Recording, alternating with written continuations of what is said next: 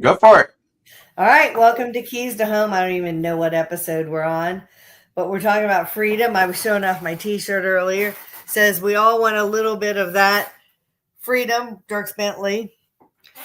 Lance was playing George Michael's Freedom, which is another artist I like a lot. So we're going to talk about, American freedoms. Mark is not here. He is at a family funeral. Very unexpected.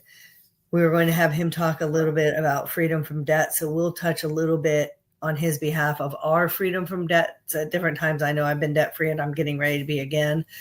And then we'll talk about freedom from landlords and what freedom's home ownership gives you. But with 4th of July coming up, you guys probably all know that I was a history major. I'm a member of the Daughters of the American Revolution. And Lance, I wanted to share with you at the beginning here my first patriot ancestor, because I have multiple ancestors who were patriots, fought in the revolution. They were kind of like, yeah, let's go, right? So no taxes, I'm in, right? So I want to read to you about the first patriot that I had joined the DAR under. So his name was Israel Bowker, Bowker, but by the time it came to my family, it was Bucher. So my mom's dad's mom was a Bucher. Okay, so not very far back. So Israel enlisted in April of 1775 in Bridgewater, Massachusetts. At the time, it became Gray, Maine, where he lived, later. And his second enlistment was January of 1776, and his third was March 22nd of 1777, all in Bridgewater, Maine. He started as a captain, private, in Captain Allen's 23rd Regiment, okay? So, of Colonel Bigsby's Army of the Continental Troops, and later he became a sergeant under Captain Abraham Watson. And in 1777, his enlistment was in John Porter's company of Colonel Michael Jackson's regiment, and he was at the Battle of Trenton and the Battle of Princeton. He crossed the Delaware with Washington. He was with the Continental Army during the disastrous winter at Valley Forge. He was a member of the famous regiment, which was celebrated by General Lafayette. They were armed and equipped and clothed by him. As an orderly, which was the rank of sergeant major, he was presented a sword by the General Lafayette. The sword was said to have been in the Smithsonian. But after an inquiry in 2001 by a researcher, Janice Wallbucher, which I think is my Texas group, the Smithsonian denied the sword was at the museum. And my kids are like, where's the sword, Mom? And I'm like, I don't know. So this is literally new information for me. So I sent it to all of them, which we're going to the Smithsonian in a week. So what was that movie? Not Night at the Museum. What was the Nicolas Cage movie? National Treasure?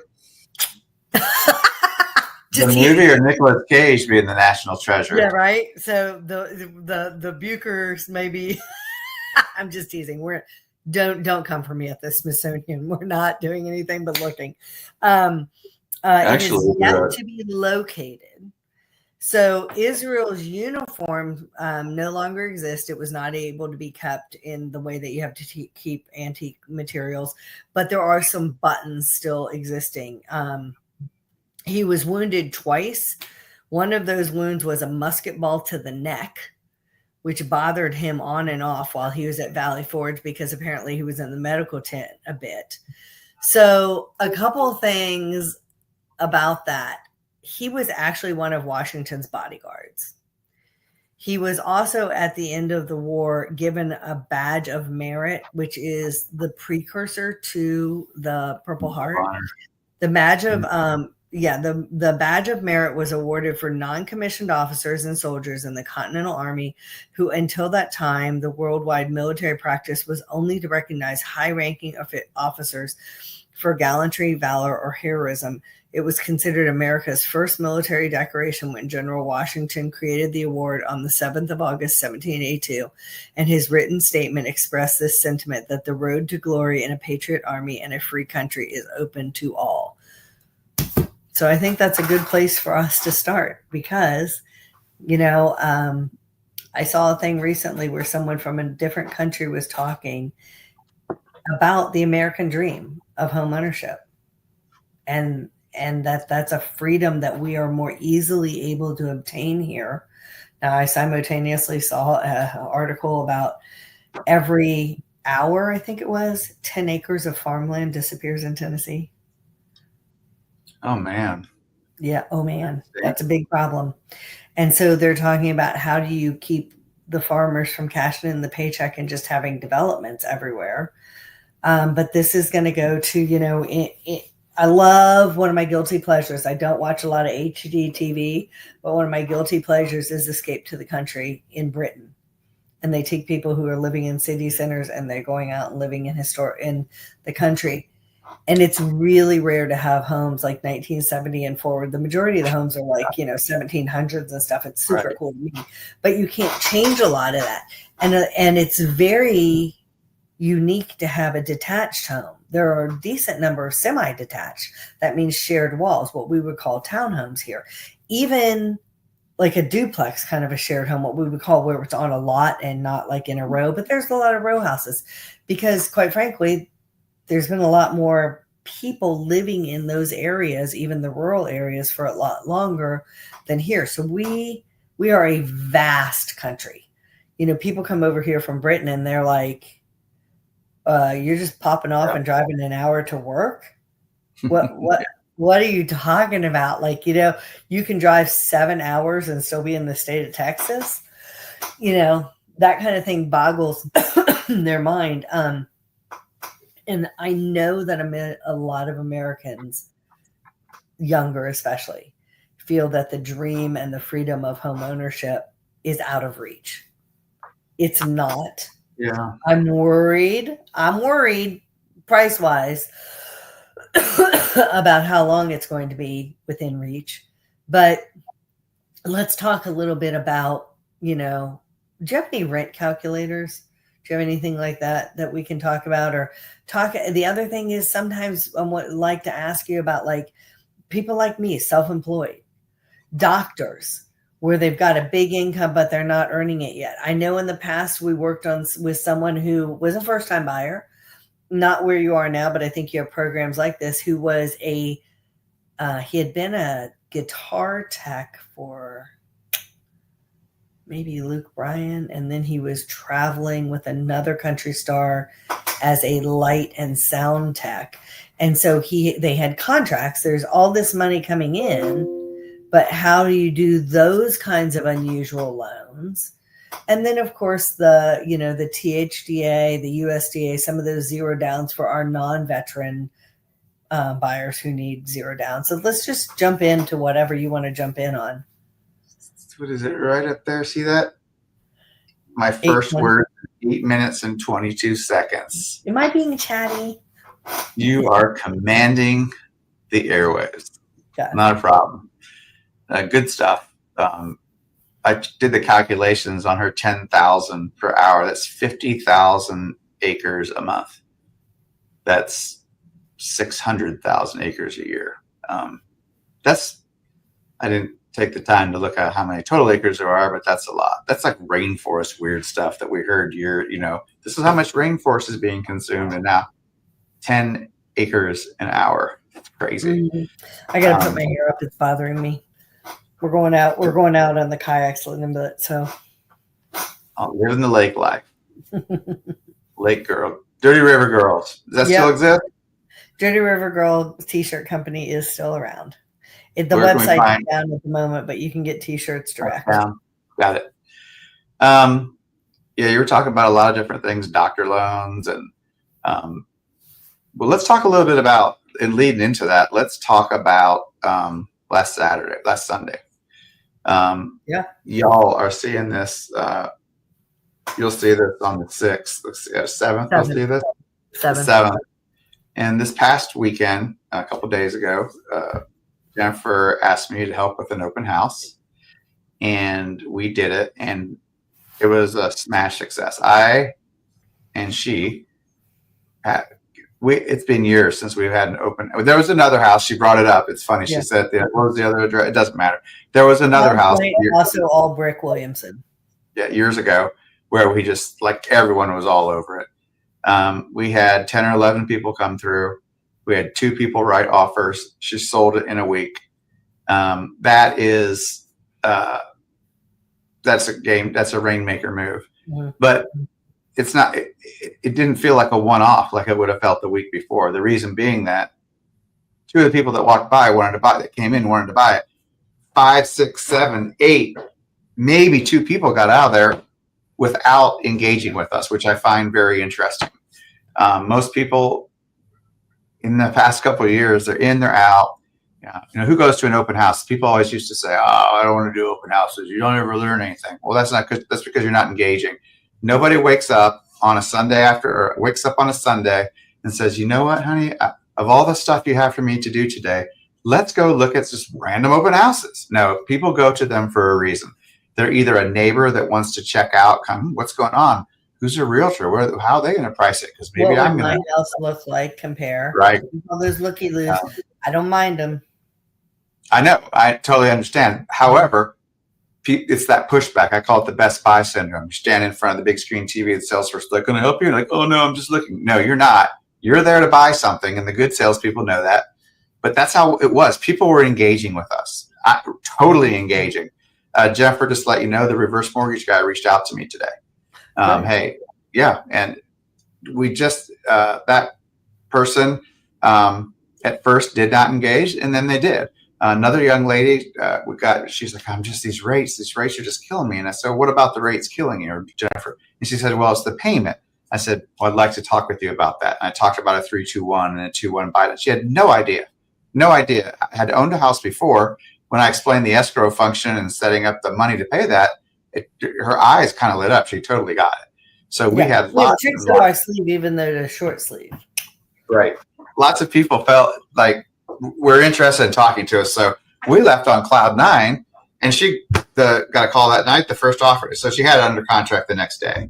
So that's just a wonderful thing. That's the other thing too. A lot of people are like, "Oh, your realtor only wants to do an open house because they want to pick up buyer leads." Now, my house in Pulaski, they came to see me, met me, a known person at an open house, and I helped them buy their house in Pulaski that they are now selling. This is probably approaching double digits of houses I have sold at open houses to people who have agents. They haven't wanted to bother their agent, or their agent was busy, or they really didn't know that it was going to fit them. I'm not going to poach somebody who has an agent. Right. When people walk in, I say, "Hello, how are you? Do you live nearby?" Because I want to know, are they familiar? But they're also usually going to tell me, "Oh yeah, I'm a neighbor." Okay. Have fun, look around. Let me know if you would like me to help you price your house, because that's usually what they want if they're a neighbor. And then, once they say that, I said, "Okay, do you have an agent you're working with? When you sign in, because you're coming into someone else's house, mm-hmm. Be polite and sign in. You're going to want to know who's through your house." So I say, sign in, but feel free to put your name and your agent's phone number. Then your agent will know that you have stopped by. And if anything changes with the home, like we had a bird fly into one of the windows and we're getting it replaced. It's gone under contract. Sometimes it's a price drop or whatever it is. We can let you or your agent know that that's what's going on. So I don't coach. No, you don't. It was really good for me to see all of that happen. Again, we hadn't seen that many people in the house. We literally had 3 and 4 groups of people in the house at one time. It was really refreshing. Mm-hmm. I wanted to talk about a little bit of some of the people that came through. So we had one couple that came through. They were the first couple, and they liked the house. And we started to talk with them. They lived up north of town in Gallatin area, and they were wanting, to move to Williamson County, Brentwood, Franklin, Spring Hill, to be close to their kids. And they came down, and like Jennifer and I have talked about in previous podcasts, they're shocked. Oh my gosh, we came to look for a $600,000 house. There is no $600,000 house in Brentwood. It's $1.2 million. There is no $600,000 house in Franklin. It's 850 to 950, if not more. And in this house, they found it, but we could tell in talking to them that it was going to be outside their budget for what they'd be selling their house for in Gallatin. And Jennifer immediately stepped up. You know what? The guy, he offered how old he was, and they looked very young for their age. And she complimented No, I asked him. I said, I think you're close to my age, so don't be upset if you're a little bit older than me. I have an idea for you. And I overheard that from around the corner and just came on in. We started talking about it. And it was just, I mean, they had their walls up, their guard up. Like, I'm not going to talk to a realtor if they ask us anything. We're just looking. But they were very receptive and just, they kind of looked at me like flabbergasted that what I was saying to them. And the unique thing about our company and some of the things we offer is we have very easy websites. So I was like, fairwayreverse.com. Here's my business card, but go to fairwayreverse.com. And he did that over the weekend, the last few days, and he reached out today. So I'll be talking to him. Another lady that came in, this plays a little bit towards the HECM, the home equity conversion mortgage, or H4P, which is a home for purchase. We had a lady my age come in, Jennifer and I's age come in, and she was looking for something for her mother. And what was unique about her mother was that her mother is in a wheelchair, but more so one of those mobilized carts, little scooters. Which they're not huge, but you need some space to turn. They're not like R2D2 you can turn on the spot. They have a front wheel and a turn. Right, they're not a zero turn. And it was nice talking to her. The house did not fit, but it was unique. The lady, there's not a lot of there is code about ADA and things, and for the last few years, but you could tell that she was up to speed on this. Had been looking at a lot of houses that were not, particularly older homes, were not going to be that. Yeah. And she's, I don't know if you noticed this, Jennifer. She looked at those 2 bedrooms on the far side, and she said, "Well, I can move these walls around. You know, I can move this. I could make this work." I was pretty impressed that she used to be an agent. That might be why, but she was pretty impressive. They were from Birmingham. And it really solidified to me to want to talk to our audience about this, is that different ages of people have different needs. Yes. Although your son and daughters, you know, they're buying SFRs, you know, single family residence with a little bit of dirt around. A lot of the kids today, whatever age they might be, up into their 30s, they like living in the city, particularly here in Nashville. It's very popular, you know, to do a condo or a townhome or a quadplex or a horizontal property regime, which is HPR. Yep, or 4. We can do 4 in Nashville. We can do 1, 2, 3, 4.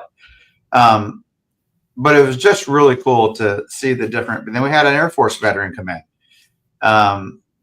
He kind of was not going to talk to us either, and then we found out he was a veteran. And then, you know, Jennifer's first 8 minutes of today, of course, is about her family and her genealogy and how much she's dug into that. And I'm like, hey, I was Air Force. And next thing you know, we're speaking for 30 minutes. So, you know, I hope I'll have an opportunity to serve that gentleman, just retired from the Air Force working at the Pentagon. Jennifer, I didn't tell you this in a long conversation we had. He's a flight engineer on AC-130s. I'm not really sure what he was doing at the Pentagon for that last command, but it was pretty cool. You have a need-to-know basis, and you sure do not need to know. I did not. Then we had a couple lived locally that owns land. Now, this is interesting.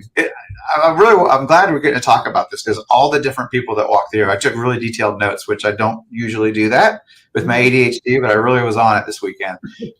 Another couple came in. They own an acre, and they are a great little community nearby, and they have a smaller home on it. It's a great community.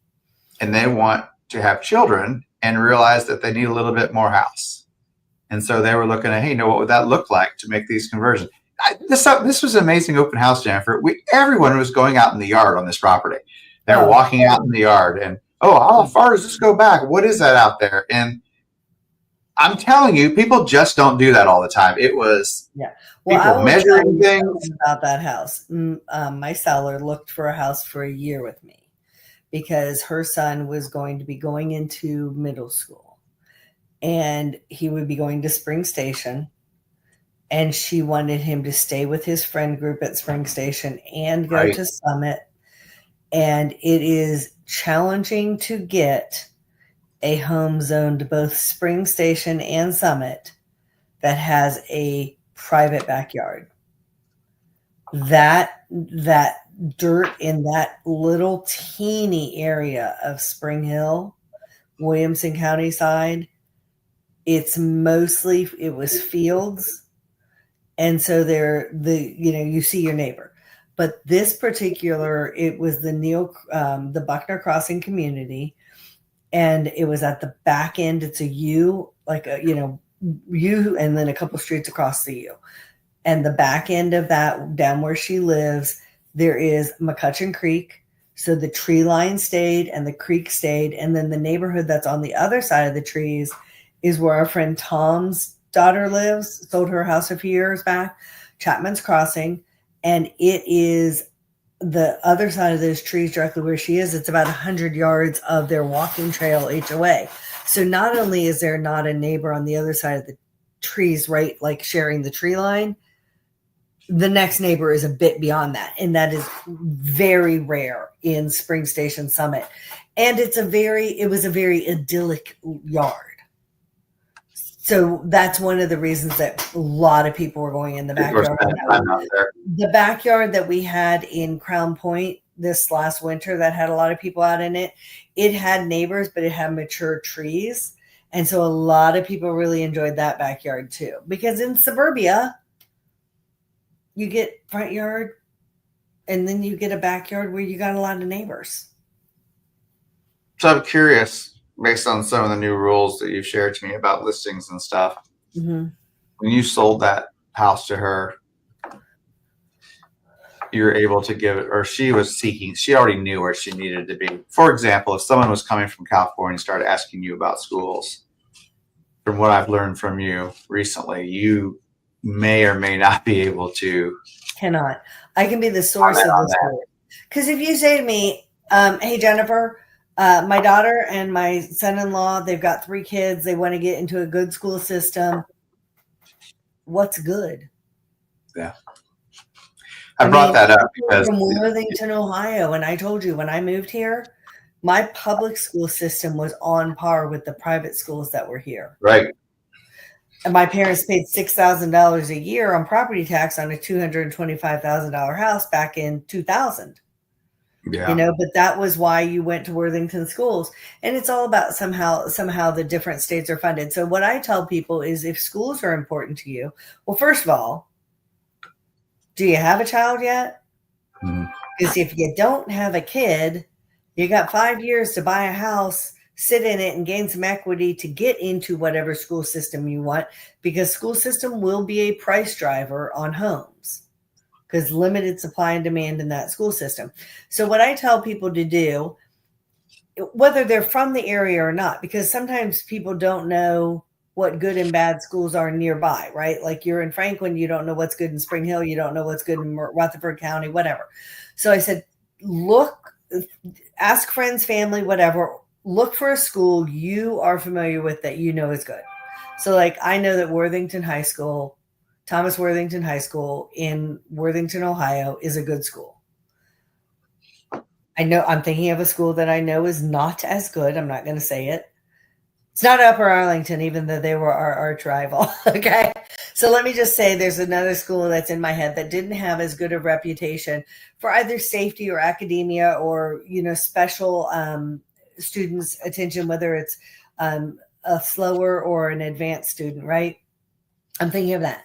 I'm going to go to greatschools.org and I'm going to look up Thomas Worthington High School and I'm going to look at the rating on it. I'm going to see what went into giving it that rating, and parents can make comments too.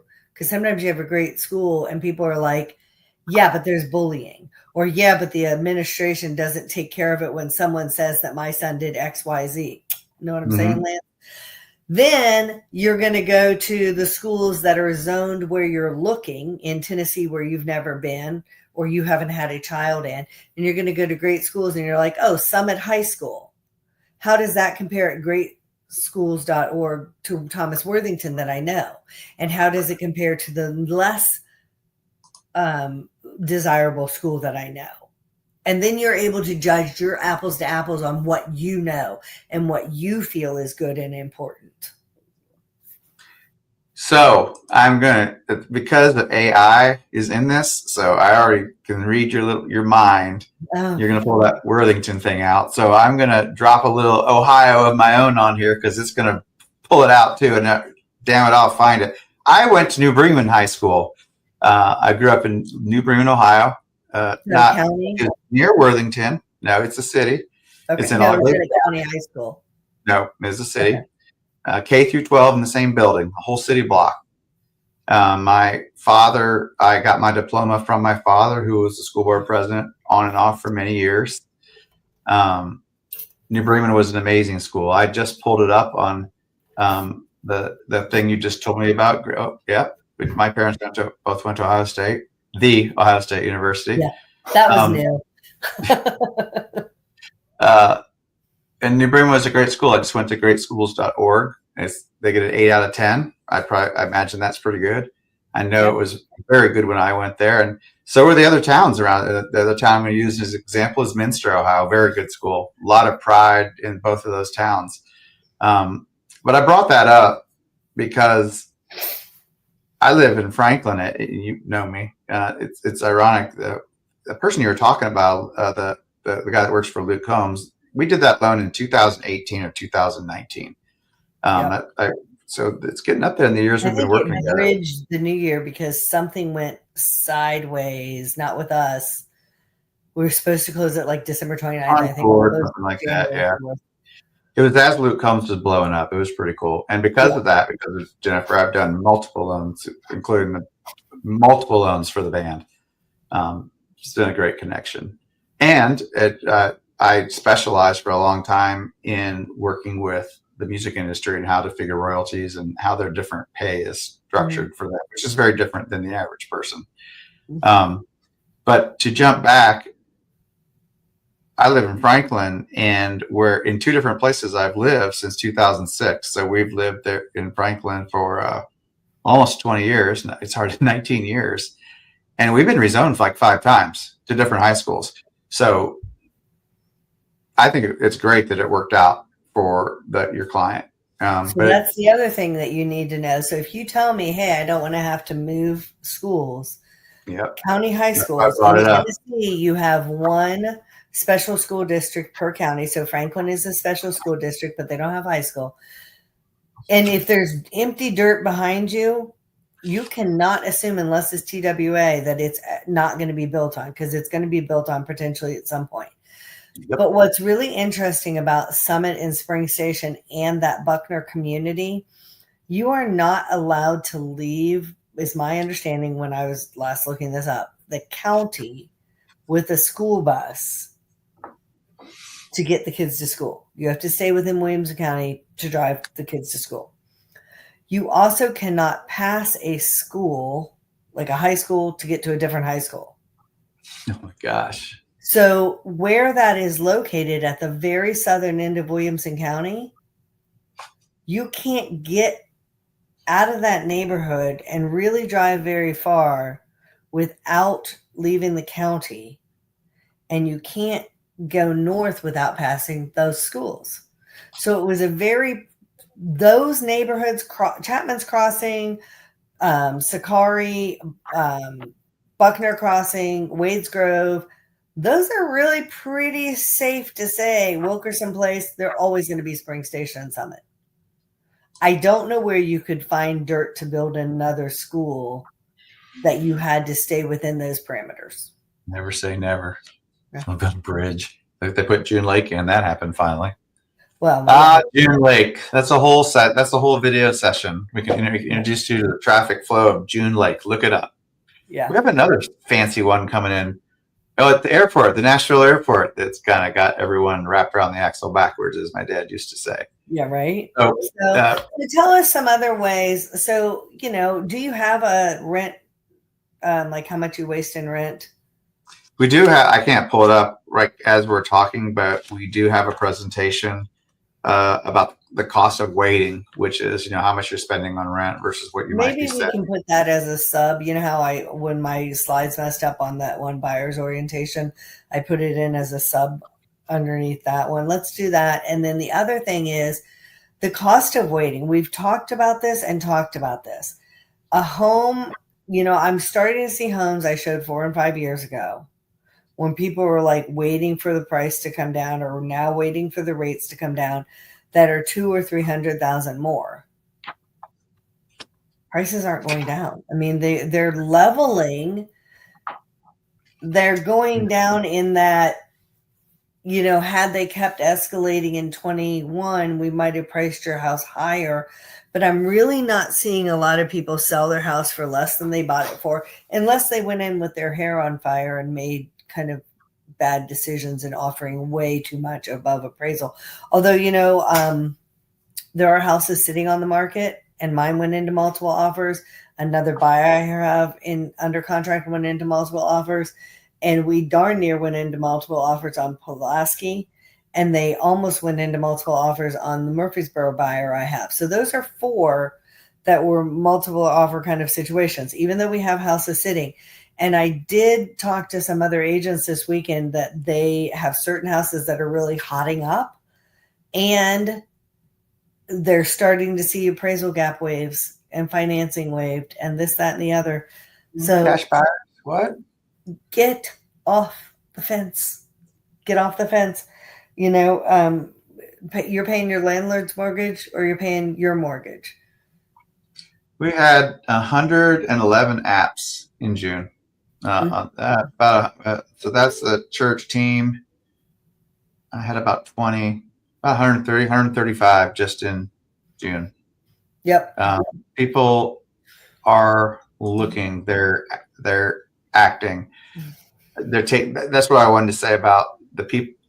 We had people basically making measurements. We had an older couple that was like, "Okay, where's the couch going to go?" That's not something we've seen the last couple of years. They're picturing themselves there. So I have this feeling, and I've been doing this for 25 years, and I've been right every damn time. I have this feeling that it's about to break open. Yeah. If I'm wrong. So what? But if I'm right, it's going to be awesome. So I was trying to think if there's anyone else. It'd be awesome if you're ready. So let's talk about that. Since Mark's not here, let's just talk about it for just a second. Being ready? Yourself to be ready to buy. We've talked about that you don't want to just go in and I just came into 50,000 and I'm going to pay off all my debts and shut everything down and all that kind of thing. Hard stop. We want you to clean up your debt. We want you to clean up collections. We want you to have sometimes assets in reserve. Maybe it's best not to pay off all your debt, close the house and then pay it off. We're not against being debt free, but you have to do things in the right manner. Lance, have you ever been debt free aside from a house? Yes, I have. Me too. For a minute. Yeah. And then the vagaries of life, I was for a couple years. I mean, Same. And I'm about to be again. But it's hard work and it's discipline and it's doing things that don't feel good, but good Lord, did it not feel good to be debt free? We did. I paid off $80,000 in student loans in a year and a half. Okay, that brings up something else we had to talk about. Oh shit, dude. No, this is a no shit. It is moment. So I'll tell the story. Oh, yeah. Sure. Either way, it's Jennifer. Yes. Full stop. Anyone watching this, as Mark likes to say, is anyone listening or anyone watching? Buying a house is a very important and difficult decision to make. You need to surround yourself with professionals. You can see by watching this podcast and our other guests and looking on social media about Jennifer and I that we are professionals and we are putting ourselves out there and saying, call us. Let us advise you. You know what? I tell this to people all the time, you might not use me. And that's okay. We might not be the perfect fit. We might get going through this and you remember that your sister's aunt is a realtor. And if you don't use her, it's going to happen. But you know what? Jennifer and I are going to make so much of an impression on you that we're going to get referred business. And that's we're going to do you right. Sometimes we don't get that's okay. And if you take if you take our knowledge and use it to your benefit elsewhere, that's still getting a lot of what we need done, because we want you to have the best scenario. Bingo. So here's something that just happened the other day. This is a client that Jennifer referred me several years ago to make a move. They decided not to. Great credit, great income. We're going to make a move, and Jennifer is going to sell their house. Made everything's in the motions, and I got their loan ready to get a pre-qual ready. And unknown to the borrower, to these clients, they have one student loan. This one student loan that used to be in deferment, which was recommended and told to everyone to do during the pandemic by our government, was late, and it really affects things. So really, it came out of deferment, and they were not even aware of it. What were you saying about starting today? On yesterday, on June 1st, they were reporting that over 2 million Americans' paychecks are going to be garnished from being in default. So default is we're not talking about that person. We're talking we're not. Americans. Yep. 200. If you're 270 days late without a payment, it's default. And yes, it can get worked out. It's going to take a long time. And defaulting on federal debt, again, it's not this borrower. Defaulting on federal debt is the worst thing you can do. It's going to take the longest to dig out of it. But why I'm telling you this is the consumer didn't even know. And most consumers don't. This is a practice that's been going on for decades. And when the pandemic struck, they were like, hey, you don't really need to make your mortgage payments. You don't have to your bank will work with you so you don't have to. With the government, all loans, you can put them in deferment. But they did start announcing and talking, hey, starting XYZ, starting January 1, they're no longer going to be in deferment. But a lot of people don't know that. Maybe some people don't watch the news. Maybe they didn't realize that's them. And so this family will be able to help and get this straightened out. But what if we hadn't caught it in the next 2 months? What if they weren't? Right. What if it hadn't gotten to a longer period of time? What if it was next spring that they're like, oh, let's go look at a house? What do you mean I haven't paid a student loan in over a year and a half? No clue. And they're totally capable of it. And I don't want anyone to watch this go, they don't manage their finances. It is when 2 million people are getting garnished. When 2 million people are getting garnished, it's a problem. Yeah. So. And what were you saying can be from your end on a loan? What all are the impacts of having garnishments? Your employer can go, what in the Hades is going on with this person? They can make assumptions about you. You can have other kinds of difficult. I mean, it can be a stressful thing. Like, oh my God, I don't even know where to turn. And then you start making bad decisions because you're panicked. Mm-hmm. Listening to this, you're probably like, well, should we pull our credit every year and look at? I think you should. I think you should get with the credit bureaus. Don't you get every year? Yeah, but don't do it through creditkarma.com, which is a marketing company selling all of your information to people while you think you're getting a good deal. You need to go straight to the bureaus. Go to Equifax, go to Experian, go to TransUnion. They're all what I just said.com. And there you can learn to manage your credit. You can turn off your credit so that people can't pull it or steal your identity. You can work with them on how to improve your credit, but get an idea of know where you stand. Because more than ever,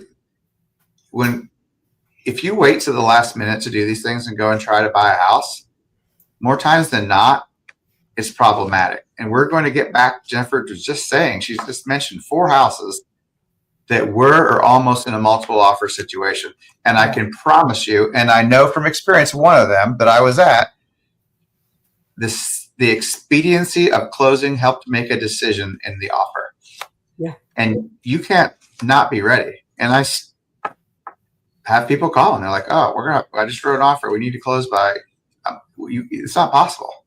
Right. And then you find then you could uncover problems. So that's one of the reasons we harp on this all the time. And as Mark says, if you're listening to this or watching, we keep saying the same things over because we want you to think about that. When I went to buy, I think I've told this story, when Jeff and I went to buy our first house, I remember his name, and he was from Columbus. So if it pops up, I had a roommate, His name was Jay at University of Toledo, and he was a drummer. He would drum on everything. You ever meet those? They're at night, like sitting in bed, hammering on things.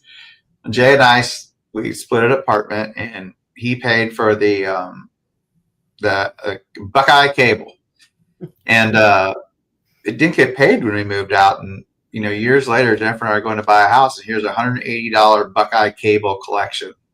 And I'm like, the hell, I'm going to pay that. That's Jay's responsibility. And the loan officer's like, you're going to need to pay that because it's not. I'm like, I ain't paying it. I'm never paying it. And Jennifer said, how do we pay that?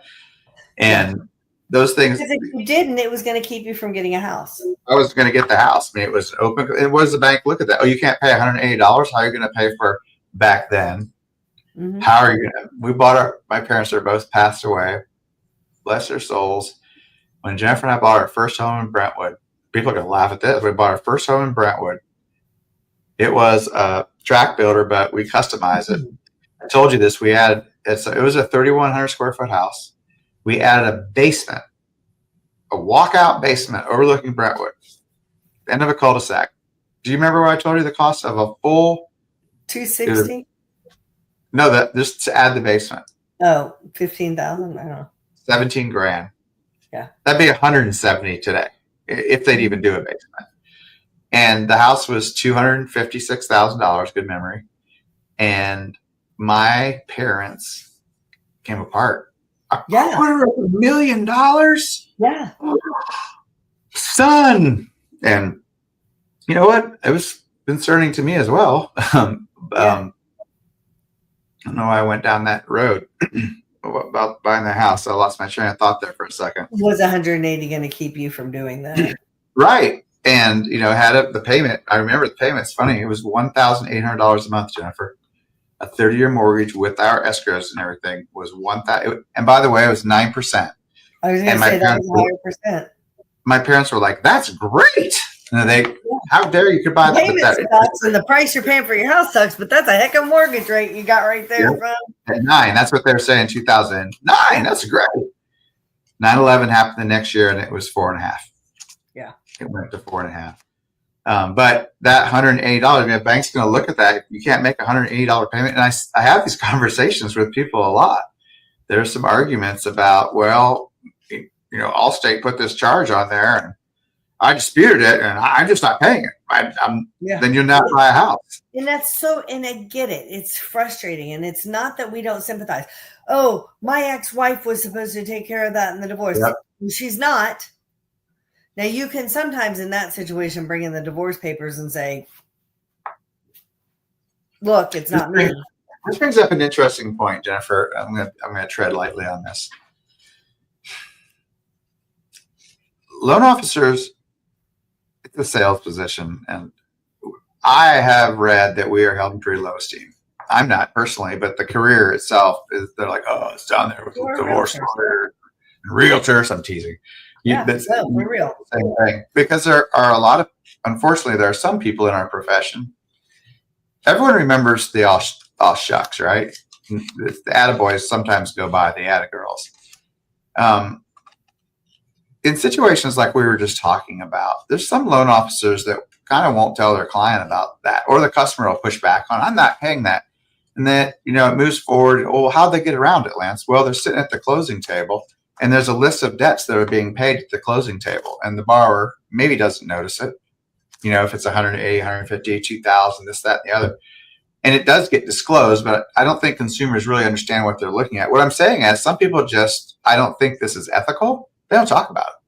They get to the closing table, the keys are right there, Jennifer. They're dangling in front of them. Mm-hmm. And, hey, what's this $2,500? Oh, that's where we went ahead and paid that thing. I think that's unethical, but it happens a lot. That's you've talked about in the past. There's how do they get around that? Well, we're not going to do that. We're going to talk about it. And, some people go on and do business with other people. And I can tell you, if Fannie and Freddie and AUS says it's got to be paid, it's going to be paid. Yeah. So, we're at 45 minutes. What else could we talk about as we close out? What are you doing for the 4th? What am I doing for the 4th? So Franklin County, where I'm down at Winchester, It is going to be small town festival. Deckard's having things, Swanee's having things, Winchester's having things. We're going to watch the fireworks from the boat on the 4th. And then the next night, there's other fireworks that we'll go to the park and watch. I wanted to say too, obviously we're sitting here and we're educating our clients. And you all know, obviously I read today, my long line of military, that Israel Bucher was a college professor when he got out of the military, out of the Revolutionary War. He went back up to Massachusetts. He was a college professor for a number of years. And then he came out to Ohio and he was a teacher for 40 years. So I think that's why I always say educate, adapt, and overcome. Those are part of my things because they're important because they allow us to reach freedom. And freedom in home ownership and being debt free and understanding that mortgage so that you can, how do I, is it better to pay this all down or am I better to hold some of it and pay it off and amortize it and pay it off more quickly? These are all things that we want to be able to talk to you about. I would say anybody, again, who's watching this, send us your questions. Send us what you want to talk to us about. One of the next things we are going to be talking about, period, is life insurance. Aside from the very unexpected passing of Mark's relative, a friend of a friend got injury and then it got sepsis in the blood and he finally went to the hospital and died within 4 days. Not usual, but there are car accidents every day. There's just things that happen. And, I was talking to my kids about life insurance and saw a little clip because our phones listen to us. And it was this lady and she said, I don't need life insurance for me. I need it for my kids. I want my kids to have something. I don't want to be legacy building. My death is not their payday, but they love this house that I'm in. And I want them and their kids and their grandkids to all enjoy this if everybody so chooses. So I want to have enough life insurance to pay off the mortgage on this house, set money aside for maintenance and taxes. But then I'd like to have a little bit where they do get a little bit of money to invest. So what I was talking to some folks about is, all right, let's just say $500,000 is what I want to deal with the house part so that they can have that. But then maybe I want to get another $250 or $500 for them to be able to split out money, right? It's going to be another $300-$400 at my age and everything to get that a year. So I'm going to talk to all my kids this next week on our family vacation. Are you interested in putting in $100 a year to insure my old butt so that when I die, you can have somewhere between $62,000 and $150,000? And if you are, pony up and pay for the bigger one. Or the other thing I talked to my one son about, because he's like, I want the lake house if none of the other kids do. Well, then you're in the problem. I said, okay, well, then why don't you consider getting a life insurance policy on me? I don't care. So that if your siblings don't want this house, you can buy them out. Yep. So I'd love to be a fly on the wall for that one this weekend. Quick note, I haven't told you this, but when my mother died, I think she had a premonition that she was going to die, and very soon. For years, she would say, hey, I want a list from you kids about, what you want when we're gone. Yeah. And the easy 22-year-old, 18-year-old kickback was, I really like Dad's car. I like a Cadillac or whatever. I didn't think about what the value of the land was. We had this farm, 100-acre farms, fantastic place. And the weekend before she died, I went back to Ohio from Tennessee, and my dad and my brother and I went up to Michigan and went to Sleeping Bear Dunes. It kind of like a guy's weekend. And we came back, and I can still see her outstanding. She would always this sink that looked out over the farm, and she was snapping peas and looking out over the pond and everything. And we were talking through the window, and she's like, I really need you to give me this list. I'm like, what list? She's like, if I pass, I need you. I want to make sure that you and Jennifer and Olivia was a child. If there's anything you want, it's important. It's because if I pass it, it's just not a good thing if that's not there. Yeah. And she passed the next Saturday. My dad called, and anyway, we all went up there for the funeral. She was cremated, and we gathered in the center of the house, and my dad started handing things out, and he was going by her wishes and I didn't have a list, and that was a very sobering grow up moment, maybe. So I did that with my kids. Did you know that? Mm-mm. So I did it with my kids, and do you know what they all four wanted? Because I said I want to make sure there's nothing we're all going to fight over. We're going to deal with it now. Mama Jen's going to deal with this. You know what all four of them wanted? My recipes. That's very good. So I got all that. Yeah. So I bought them all cookbooks. I'm in the process of writing out my and my family recipes for the kids. Now, there are other things that I think are going to come up. There's a couple pictures that I think the boys like, some of these eagle pictures that I have around. And, a lot of my books, I think that those may become like, different ones. But it is important to think about all of those things. And when we talk about, so we're going to have a life insurance agent on, and I think I've got an estate planner who's going to come on too, because there is a freedom and a peace in knowing that those things are taken care of, both as the giver and the recipient. Knowing that your debts are handled gives you a peace to live your life. Knowing that you are in a house that you like and maybe going towards the house that you dream of gives you a peace and a sense of accomplishment. Knowing that your affairs are handled for your descendants gives you a peace.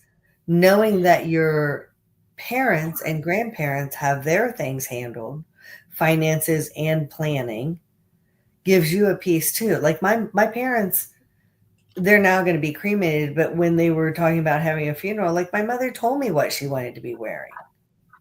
There are some people who don't want to talk about it because, oh my God, if you talk about death, it's happening. Spoiler alert, it's going to happen anyway. But those kinds of things, that's a very caring way to do that. Just like taxes, planning for that, having your debts in order so that you can pay your taxes is freeing. So you can take care of that car when it happens. Your pets. We love our pets. My dog had to have a damn $5,000 surgery this year. Thank God I was in a position I could do it. There is a peace and a freedom that comes from all of that. And we're pretty blessed to be in America where we have a lot of fluidity on how we can take care of things. Yep. You can. Even things that our government does that we don't like. You were talking about being in debt to the federal. Well, you know what? You can mouth off about it here. And you can run for office and try and get something changed here. We're pretty blessed, and I think that's a not bad way to end our day. Happy 4th. Go blow shit up. Right? I think I said that word. Go blow stuff up. I know, right? Joe Rogan says it. I know. You could. Yeah, it's fine. All right, everybody. Happy 4th. Just don't burn down your neighbor's house. I told you about that story. We got to go, Jennifer. I'll tell you next week. You remind me to tell you about the house that burned down on the 4th of July. See you, everybody. See ya.